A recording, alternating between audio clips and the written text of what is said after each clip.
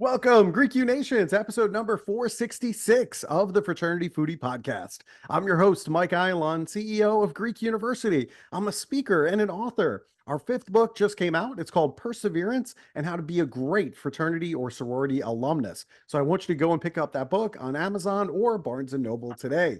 We call these episodes the Fraternity Foodie Podcast because there is nothing like great food to bring fraternity and sorority students together. Fun fact, I am continuously blown away by how beautiful many of the sorority and fraternity houses are all over the country. That's one of my favorite things to do is go and check out all the houses. And my favorite thing to do at a place like IU Bloomington, for example, is just to go for a run through the Greek housing areas because it's just so inspiring to me to look at all the different designs. Maybe that's because I never had that as an undergraduate 30 years ago. My chapter house was a rental property across the street from campus that certainly had seen better days. And it really is a reflection of who you are as an organization. Our next guest ensures that you've got the best interior decorating on the planet for your chapter house. Liz Toombs owns the award-winning decorating firm PDR Interiors. She is a certified interior decorator, along with her team, offers comprehensive services for private residences as well as sorority houses across the country. The team's work can be seen on over 70 campuses spread across over 22 states. Liz has been quoted by notable media outlets, including the Huffington Post, the Associated Press, and Realtor.com. She and the company were featured on MSNBC's Your Business. Liz is a graduate of the University of Kentucky and is a very involved alumnus, giving back to the Lexington community through the Junior League and other local charities. Mentoring other women is a keystone of PDR, something Liz learned to value through her fraternity experience as an alumna of Alpha Gamma Delta. Helping to preserve that experience for current and future members of women's organizations is what drives Liz to focus on sorority housing projects. Welcome to the show, Liz. Thank you for having me. I'm excited to talk with you. I am so excited to talk with you too. I know I've been following you for quite a while on social media, and I'm just so excited to share all the resources that you bring to the table with all of our fraternity and sorority listeners. So I know this is going to be so much fun. Thank you for being on the show. All right, so let's talk a little bit about the University of Kentucky, because this is a fantastic campus. I want to know, why did you choose Kentucky of all places?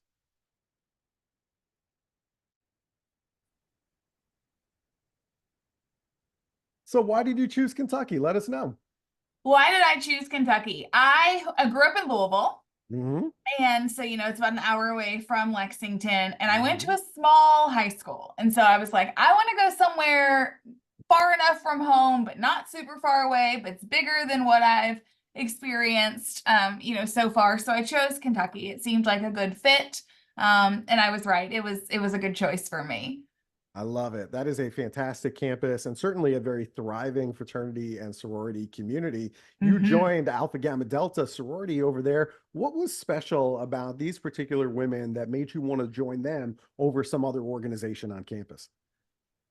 That's a great question. It just felt like home when I walked in, which I know sounds very cliche, but when you go through recruitment, that's what it's about, is finding your people and finding people that you connect with. And so there was a girl that I talked to multiple times through the recruitment process, Laura Rogels. She ended up being my big sis later, and we just really hit it off and we clicked. And I knew that I liked her. I wanted to be around her. I thought it would be a great way to get some support through my college experience. And I was right. We ended up being very good friends. And even though we live hours apart now, we still stay in touch. And so I really value that.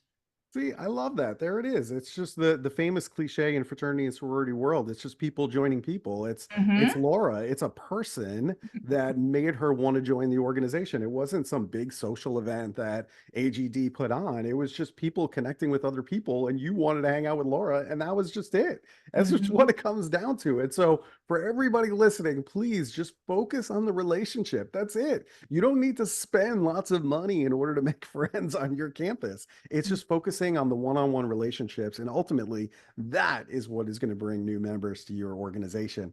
And you're the owner of PDR Interiors, which is the leading interior decorating firm for Greek housing. Tell us, where did this love of interior decorating come from? Well, when I was a kid, my grandfather was in real estate. And so it was back in the day of like all the open houses, on Sunday afternoons. And so I would accompany him and my grandma to a lot of those. And so I just got exposed to a variety of architecture styles, house layouts, all of these things. And it really sparked my creativity. It piqued my interest. And so I started to pay attention to those things and watching shows that would be on TV about home decorating and home renovation. And so it just kind of stuck with me and built as I grew older, and I ended up parlaying it into a career. Good for you, doing what you love. I mean, that's the dream right there, is doing something that Mhm. you really love. And I'm wondering, let's assume for a moment that I'm a Greek organization and I'm looking to do some interior decorating for either an existing house or maybe a new house that we're building. How do you work with an organization and come up with a plan that actually suits them as an organization? Because every organization is different. Yeah, you are so right. So there's cultural differences between the organizations, between campuses, in different regions of the country. So there's a lot of nuances that go into these houses, just like your home and my home probably don't look exactly alike. These Greek houses don't look exactly alike, even if they're on the same campus or a part of the Mhm. same organization. So I ask a lot of questions. My team asks a lot of questions. We have the benefit of working a lot with housing offices at the headquarters level. And when we do that, they become repeat customers. So we have an understanding typically of what headquarters is looking for. And so then when we start a new project for them, we just get a little bit more information from the local level and from the chapter and the women using the house to see how do they need to change it, what works, what doesn't, those types of things. What's competitive on campus? We're always trying to tour other houses to understand what makes them competitive. And then it's a similar process if we're working with like a local house core board as well. We just kind of tap in and get an understanding of what that board is looking to do. And it goes back to the relationship side of things that you were talking about. You just have to get to know the people and connect with them and figure out how to translate that into a space that works.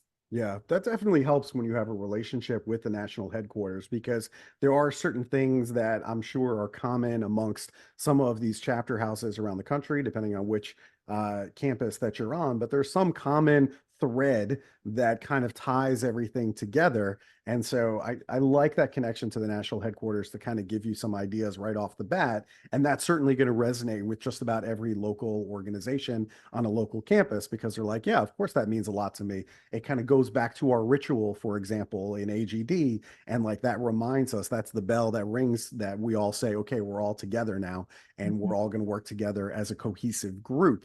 So that makes a lot of sense to me. Now, today on college campuses, I think mental health is something that we need to be talking about on a regular basis. And that's something certainly for me as a former executive director of a national fraternity, I saw that as just an issue that was just becoming more and more prevalent. The mental health needs of our members and suicides and things like that were increasing on college campuses every single year.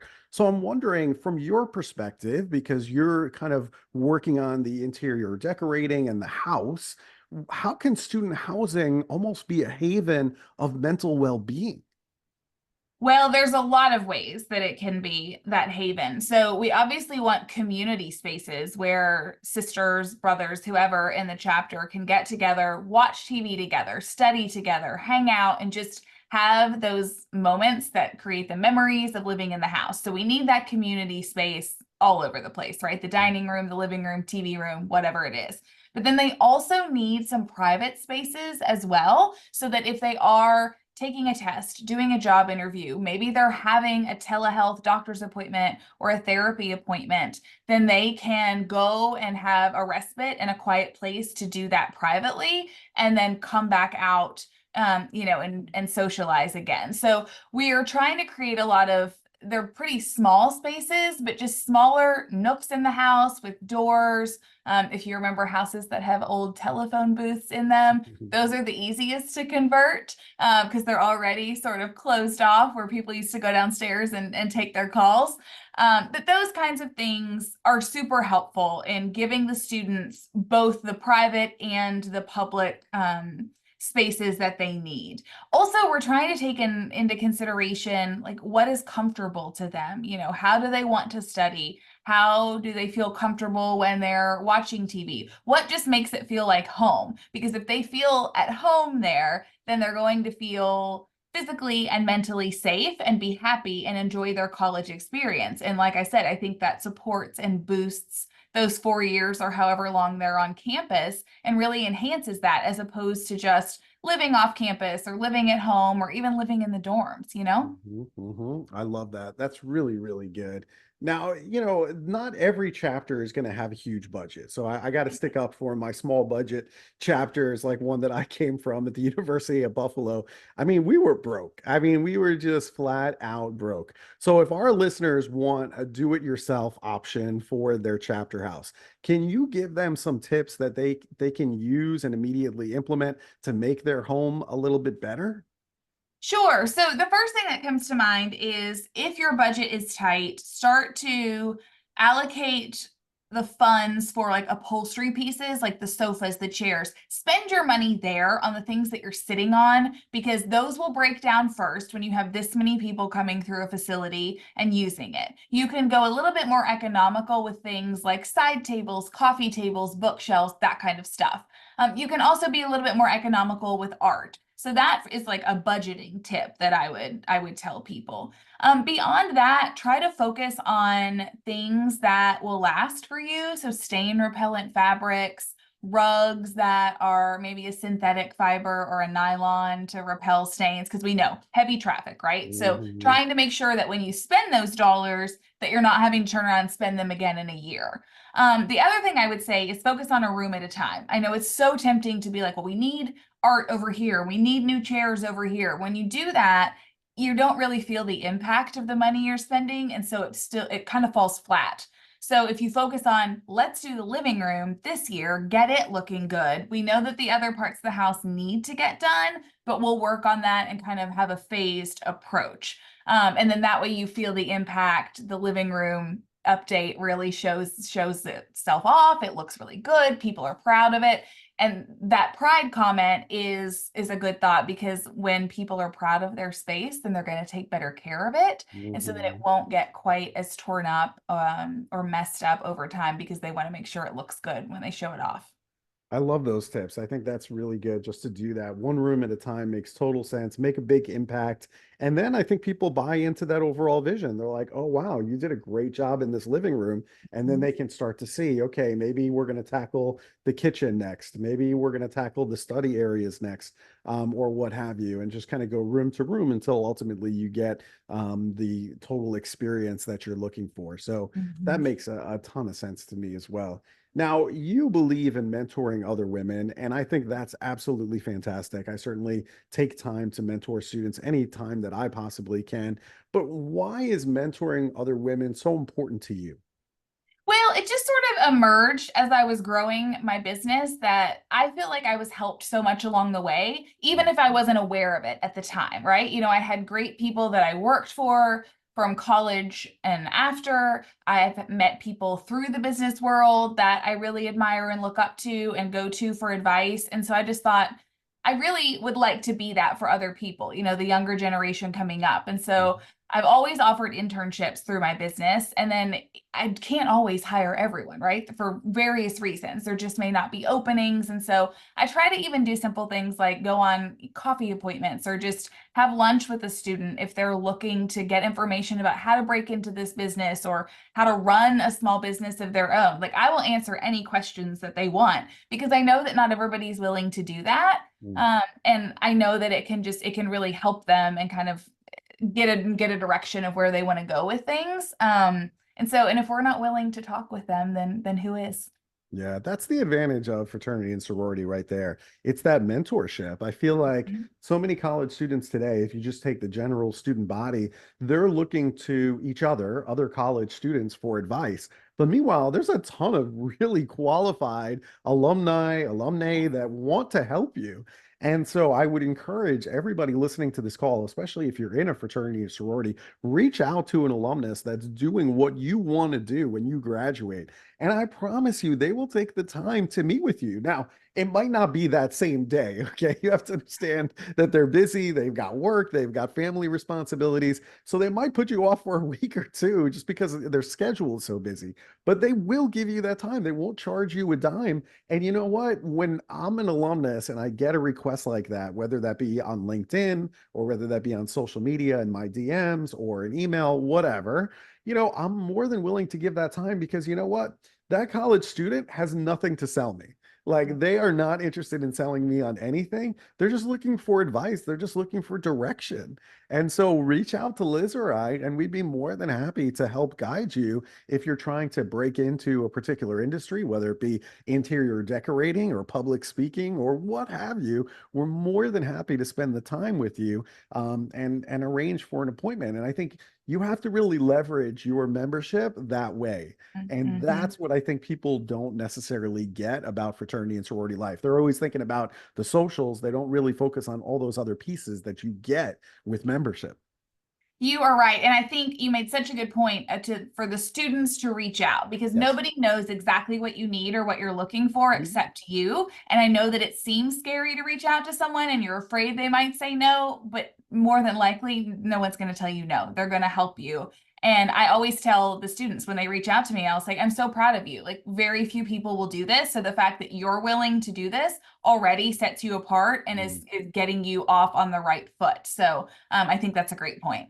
Yeah, you got to reach out and you got to ask for what you want. I have no Yep. idea what the people out there want unless you tell me. Like you Mhm. literally have to say like I need X. I will get you X, but you got to tell me and you can't be intimidated. You can't say, "Well, I'm too scared to reach out or I can't speak to this person over the phone." No, pick up the phone and make that call. I am telling you it is so worth it.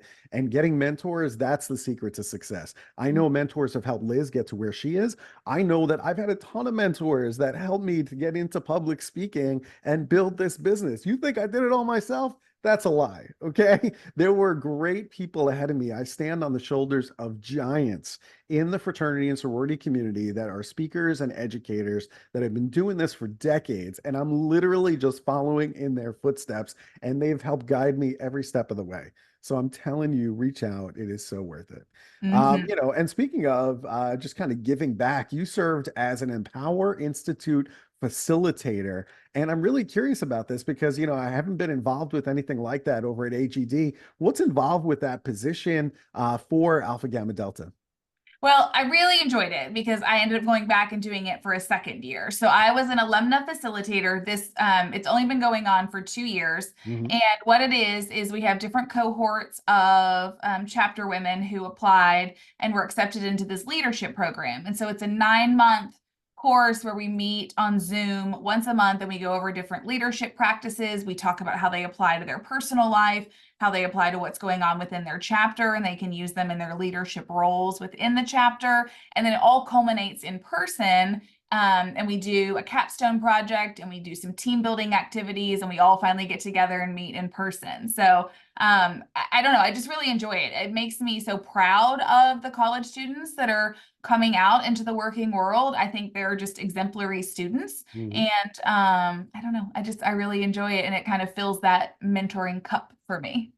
Yeah, we have that mentoring cup. I totally get that. I mean, we want to be a resource. We want to be that person that we needed as undergraduate students. So we're kind of Mhm. filling that role Yeah. that we wish we had. I wish I had all of that. And I think, my way of giving back is certainly, doing that one-on-one with some of the undergraduates, but also even just this podcast, just to be able to have some free resource for students to be able to look that up, whether it be on YouTube or on the podcast and be able to get 30 minutes with an expert in a particular industry to get the advice that you need.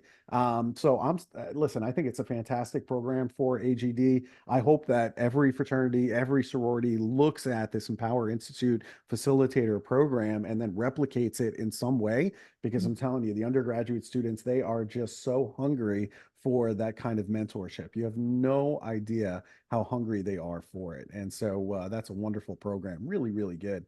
Mhm. I'm interested. I love talking to entrepreneurs because I kind of want to crawl inside their head and figure out where they want to take this thing. I mean, that to me is really kind of fascinating. So, what are some of the future projects or endeavors that you would like to get into as you grow PDR Interiors? It's so interesting that you asked that question because I'm just a high achieving personality. So it's always what's next, what's next, what's next. And this Mhm. past year, year and a half, I've said, let's just take a second, right? Let's just be happy where we are. Let's assess what's working, where I think I might want to go. And so I'm kind of coming to the point that I think I'd like to dabble in some new construction a little bit, maybe like spec houses. That doesn't necessarily have to do with the fraternity sorority world, but that's just sort Mhm. of an aside. And then I'm really starting to explore product lines. Like, what are some ways that I could plug in to serve our target market of sorority and fraternity students? What are the things that they need? What are they missing? What do we see that could be done better that's not already out in the market? And so all of this is just sort of percolating in my brain, very early stages of thoughts right now. I love it. It sounds like a focus group is waiting to be generated of some sorority students from various chapters around the country to talk to them about, hey, what are your needs? What are you missing right now? I think, Hmm. for an entrepreneur to be able to do those kinds of focus groups, I think are especially effective to figure out what your clients need. And the needs are changing all the time. So I think that's one of the secrets for us, is to really just do focus groups with students and really try to understand what their needs are. We did that with artificial intelligence, for example. We did some focus groups with some recruitment chairmen all over the country, and we found out how they potentially are using artificial intelligence right now, what their needs are with artificial intelligence, and then that grew into a book. So that's our latest book that we actually published. It was all done based off of interviews with undergraduate students and focus groups. Hmm. So if you are a budding entrepreneur and you're trying to bring some product or service, I know a lot of our listeners are really budding entrepreneurs. There's a lot of them in Gen Z. Yeah. That's the way to do it, is get other fraternity or sorority members together in a focus group and ask them, and Mhm. then build your product or service knowing that the demand is already there. But Mhm. it's important that you talk to the client and figure out what it is that they want or need. Mhm. So that's some really good stuff. I love it. All right, now I know Lexington, Kentucky has some really amazing, amazing places to eat food, and I'm a total foodie. I'm very close by in Nashville, Tennessee. So for me to get to Lexington is like a hop, skip, and a jump. And oh, by the way, university wants me to come there in September. So I'm super excited. Oh, great. So yes, I'm very excited. So where should I go in order to get a great meal in Lexington, Kentucky? Okay, I have a lot of favorites, so bear with me. I knew this Uh, was coming. All right, go. Malone's is like this staple steakhouse. It's delicious, fabulous, local roots. Carson's is another great one. It is more like Southern comfort food, but like really elevated, and they take pride in their presentation of their food. But there's so many delicious options there. And then, are you a sushi guy? Oh, I eat everything, but yeah, sushi's good too.